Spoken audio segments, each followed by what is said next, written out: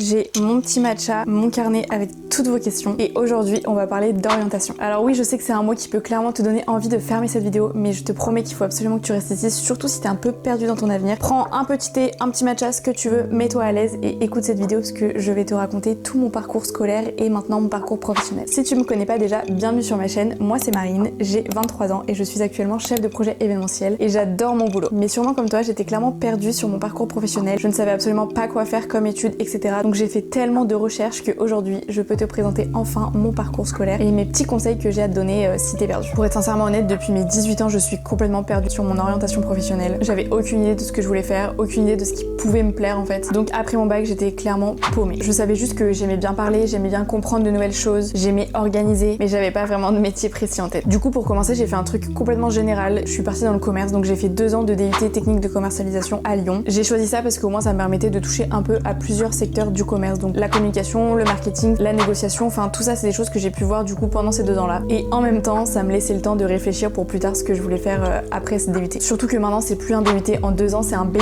en 3 ans. Ce que j'ai bien aimé pendant ces 2 ans là, c'est qu'il y a eu beaucoup de travaux de groupe, il y avait vraiment des vrais projets concrets et en vrai de vrai j'ai appris plein de trucs sur le commerce en général puisque je ne connaissais absolument rien, puisque moi je sors d'un bac S donc j'ai même pas fait d'économie au lycée et du coup j'ai vraiment appris plein de trucs dans chaque domaine du commerce et ça m'a permis d'ouvrir un peu plus les yeux sur le domaine que j'aimais ou que j'aimais pas. Franchement ces 2 ans là m'ont vraiment donné une base pour pouvoir construire mon projet professionnel. Dis-toi que même en agence aujourd'hui j'utilise encore des choses que j'ai appris à l'UT. Mais au bout de ces 2 ans là j'avais envie de changement, j'avais envie de partir, de voyager, de découvrir le monde et c'est à ce moment là que j'ai eu l'opportunité du coup de partir au Canada. J'ai fait ma licence 3 là-bas et c'est à partir de ce moment là que l'amour pour les voyages a commencé pour moi. Je vais pas te mentir, je suis pas partie pour les cours parce que du coup j'ai fait une licence en administration donc pas du tout un truc qui me plaisait, mais je suis vraiment partie pour l'expérience et c'est la décision qui m'a fait le plus grandir dans ma vie. Je suis revenue, j'étais complètement changée puisque du coup j'ai vécu 1 an là-bas seule, je connaissais personne au début et j'ai dû apprendre à vivre seule dans un pays que je ne connaissais pas, dans un environnement que je ne connaissais pas, enfin bref, j'ai vraiment évolué sur place. J'ai évidemment quitté ma zone de confort puisque tu quittes ta famille, tu quittes tes amis, tu te retrouves seule au monde clairement. J'ai dû apprendre à gérer mon appartement toute seule, j'ai dû apprendre à gérer mon budget toute seule, j'ai dû apprendre à me faire des amis. Alors oui, je suis une fille qui est très sociable de base, mais quand t'arrives dans un pays que tu ne connais pas, donc déjà t'as l'environnement où faut que t'apprennes à t'adapter avec, mais en plus tu connais personne, c'est un peu plus compliqué. Et je me suis fait des amis très rapidement et c'était vraiment trop chouette. Et malheureusement, je suis pas revenue en France avec une révélation sur mon avenir en me disant c'est ce métier que je veux faire absolument. Mais en tout cas, je suis revenue avec beaucoup plus de confiance en moi et de détermination. Comme j'étais à l'étranger, j'avoue que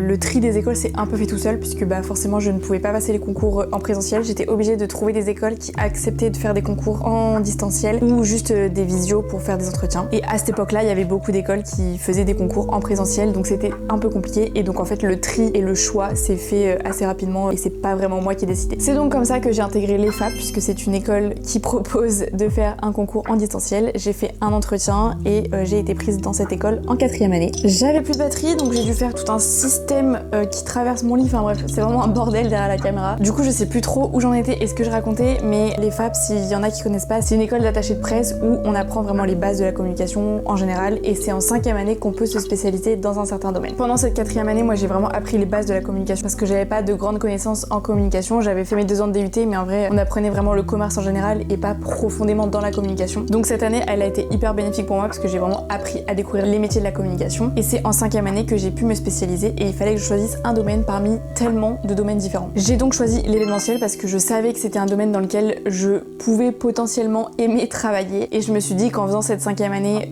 en événementiel, bah au moins j'aurais des bases en événementiel, je découvrirais vraiment plus en profondeur ce que c'est réellement les métiers de l'événementiel et peut-être que pendant cette année j'aurais une révélation en me disant c'est exactement ça que je veux faire. C'est un peu comme ça que ça s'est produit mais pas tout à fait. En fait je sais que j'ai toujours aimé organiser des surprises pour mes amis, pour ma famille, j'ai toujours aimé organiser des choses en fait dans la vie en général et dans ma vie perso, mais je savais pas si d'en faire mon métier et de travailler là-dedans toute ma vie ça allait vraiment me plaire ou pas. Et en vrai pendant cette 5e année j'ai appris certaines choses sur l'événementiel, pas totalement. En vrai si ça vous intéresse je vous ferai une vidéo concrète vraiment et dédiée à l'EFAP, à l'école, savoir si c'est une bonne école selon moi, etc. Pour l'instant je ne rentre pas dans les détails de cette école, mais en 5e année j'avoue que j'ai pas appris grand chose sur l'événementiel, c'est par contre dans mon stage où là j'ai vraiment approfondi mes connaissances en événementiel et c'est là que je me suis rendu compte qu'en fait j'aimais quand ça bougeait, je voulais un métier où j'étais pas H24 derrière mon bureau en train d'écrire des mails et que en vrai j'aimais la pression et que j'aimais quand je devais gérer 15 000 trucs en même temps. Alors oui, c'est des choses qui peuvent me stresser et qui peuvent me rendre très irritable, mais c'est aussi des choses qui me font vibrer vibrer et de devoir penser à 36 000 trucs. Oui, ça me fatigue mentalement, mais en même temps j'adore ça. Sachant que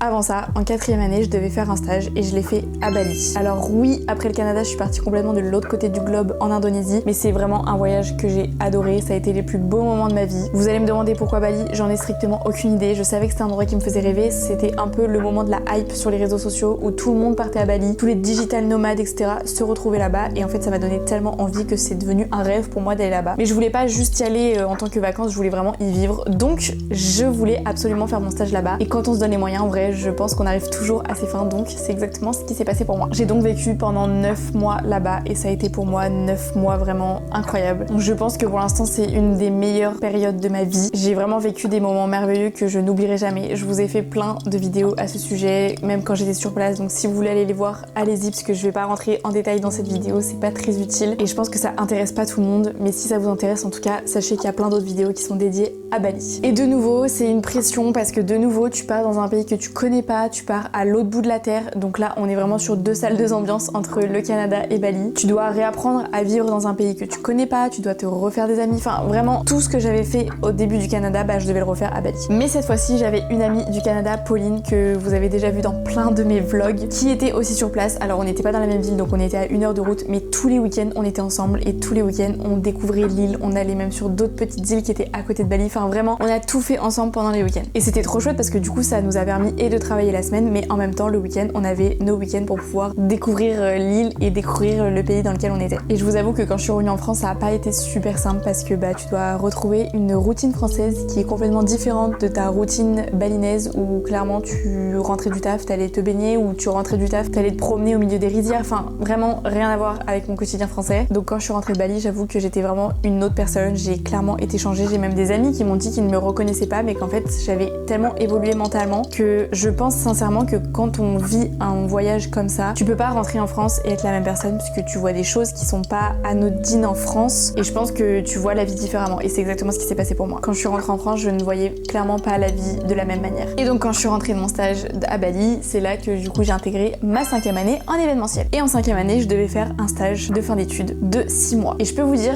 que la pression était assez présente parce qu'en fait au début j'étais partagée entre j'aime voyager, j'ai besoin de voyager, est-ce que je refais un stage à l'étranger? Mais ça veut dire que quand je vais chercher du boulot en France, bah j'aurai pas d'expérience française. Est-ce que bah tant pis, je reste en France pendant 6 mois et du coup je fais un stage peut-être qui va me faire moins vibrer, mais au moins j'assure mes arrières sur après la recherche de travail. Enfin bref, toutes ces questions se posaient dans ma tête à ce moment-là, avant ma recherche de stage, et j'ai donc pris la décision de faire un stage en France pour entre guillemets assurer mes arrières et avoir une expérience française pour ensuite après espérer trouver du travail. Et sincèrement, je regrette pas du tout mon choix. Je suis vraiment tombée sur la perle rare, l'agence qu'il me fallait vraiment et qui me correspond à 100%. C'est une agence à taille humaine, donc on est 6 à l'agence. C'est exactement ce que je recherchais parce que au moins on se connaît toutes, on se parle toutes, le midi on mange ensemble. Enfin, c'est vraiment des choses que je recherchais personnellement dans mon travail. Et je suis tellement contente d'avoir réalisé mon stage là-bas puisque j'ai vraiment vécu 6 mois incroyables. J'ai fait plein d'événements. Les filles m'ont fait confiance presque dès le début. Elles ont vu que j'étais investie. Enfin, vraiment, c'était un stage fou. Et à la suite de mon stage, ma directrice m'a du coup proposé un poste. Je sais aussi que j'ai eu à ce moment-là énormément de chance. J'étais clairement au bon endroit au bon moment et je suis très reconnaissante par rapport à ça puisque je suis très contente aujourd'hui d'aller travailler. Je me lève le matin, j'ai le sourire parce que je vais travailler dans un endroit que j'aime. J'ai un métier que j'aime, avec des personnes que j'aime, dans un environnement que j'aime. Enfin, vraiment,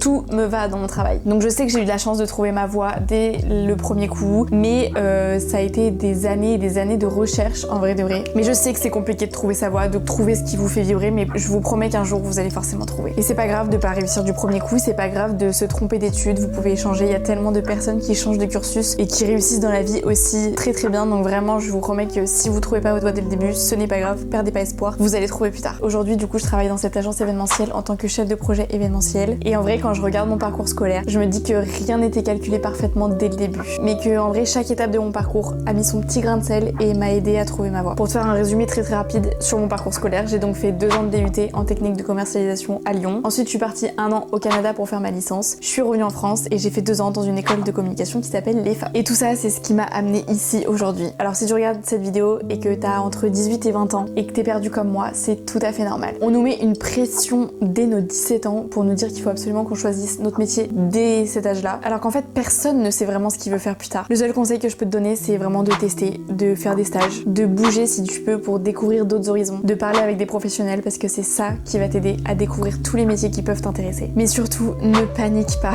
Tout va très bien se passer et je suis sûre qu'un jour ou l'autre, tu trouveras ta voie. Alors si tu veux, je peux te faire une vidéo concrète sur mon stage à Bali, même si j'en ai déjà fait une, mais je peux vraiment t'expliquer comment j'ai fait pour trouver mon stage à l'étranger, etc. Si c'est quelque chose qui peut t'intéresser, je le ferai. Mais je peux aussi te faire une vidéo dédiée à mon métier aujourd'hui de chef de projet événementiel. Je sais que j'ai plein de personnes qui m'écrivent en ce moment sur Instagram et sur TikTok parce que c'est un métier qui intrigue un peu, mais c'est vraiment un métier de passion qui est incroyable. Donc si vous voulez, je peux vous faire une vidéo sur ce métier-là. Dis-moi en commentaire et même si t'as d'autres envies particulières, surtout n'hésite pas à me le dire, je les réaliserai avec très grand plaisir. Et moi je te dis à très vite pour une prochaine vidéo.